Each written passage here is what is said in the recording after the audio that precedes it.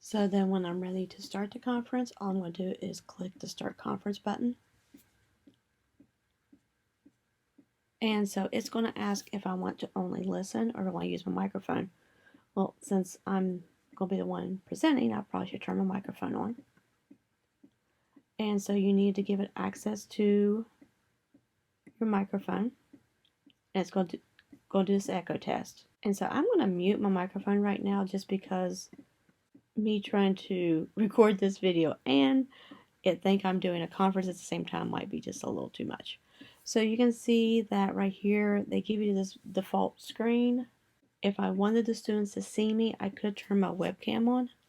And I am also able to upload things in here. I can see I have 2 students who've joined in.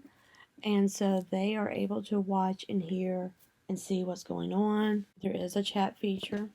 And so you can actually see at the bottom, you can see who is typing the response. So this way, they all don't need to have their microphones turned on. They can answer questions this way. One of the things you need to remember is when the students are joining, if you want them to be able to verbally answer you and be able to talk to their classmates, they need to turn their microphone on as well. So if I want Elmer to answer a question, just like we have our microphone right here, he will have the same, and so he would do that, and he could talk to his classmates. If I want to show the students something, I can come to this plus sign, and let's say I have a handout or something I want them to look at. I can upload a presentation, and it's almost like doing an attachment for an email. So people have to go look for where that file is. Anything that shows up as a grayed out feature means it's something I can't add. So I can't add these screen recordings that I've done. But you can see that these things that are white I can upload to the class.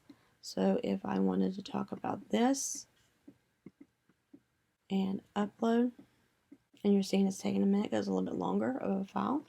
So you can see here they have this presentation. They have it on their screen as well.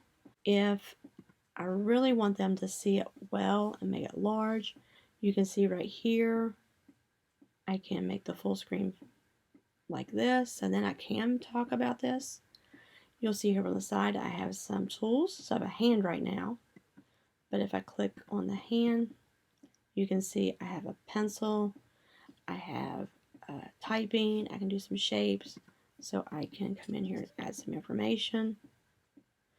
But the problem is that I don't see this chat going on. So if a kid has a question about what we're talking about, I don't see them.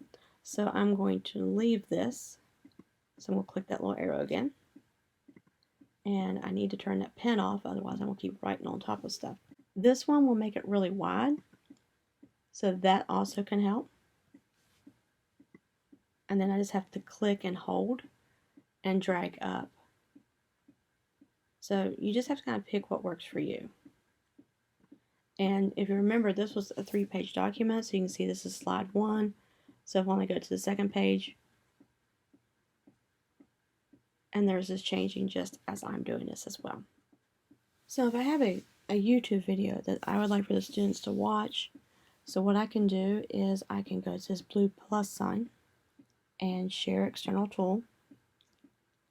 And so I'm going to go to this tab. So what I'm going to do is I'm going to copy that link. So Command C, we'll come here and do Command and V and add the link. So then the students can watch. We can pause it, have a discussion about what they see. You'll see that right now, just because of restraints of me doing a screencast of a conference, I'm not recording this, but if I had kids who weren't in the conference with me, I could be recording this so they can see what it is that we were viewing. They can go back and watch that video later, and so that's another way we can give them some materials and things for them to look at. So if for some reason you wanted the students to see your whole computer screen, you wanted them to see your desktop, you wanted to go into, let's say, Word and actually be typing or something like that, you wanted them to see a website you wanted them to go to and how to explore it, all you would do is come down here to the bottom and do share your screen. And then you would do this right here where I'm doing a webcast inside of a conference. It gets really mad, so it's not going to let it happen. But then all you would do is share, and then the students would actually see on their device your computer screen. The thing you might want to do is, let's say you told the kids to go out and find photos of things in their neighborhood, places they have gone to, or whatever it is you have them kind of do a picture scavenger hunt. Or you've had them create something on their device you want them to share with others. I actually can go over here to the student and I can make them the presenter, and I can say, hey Elmer, you now have control. So now they are the one who's doing the presenting. Elmer is now the presenter. So on his iPad, he's going to go to that plus sign. He's going to upload a presentation. So he's going to go right here and he's going to do browse. And so you can they take a photo. They can go to their photo library. And a lot of the apps that our students use actually saves to their photo library. So that's great.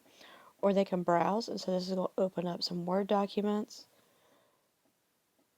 some things like that. So I'm going to hit cancel because I'm going to go to my photo library and upload this photo. Tap upload. And now Elmer has to control the screen, and he's talking about his trip to Washington last year and the different things he saw.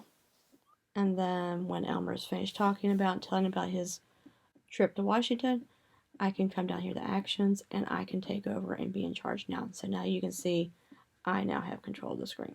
Another thing is, even though you tell them to mute their mic and they forget, I can come over here to this little gray gear and I can mute everybody. So now no one is able to talk. Or if I want to do just, I could have had the option to just mute them and not me. The other thing we can have them do, they can on their side show us how they're doing. So let's say you ask a question and you want like a thumbs up. So they can do their status and they can do thumbs up.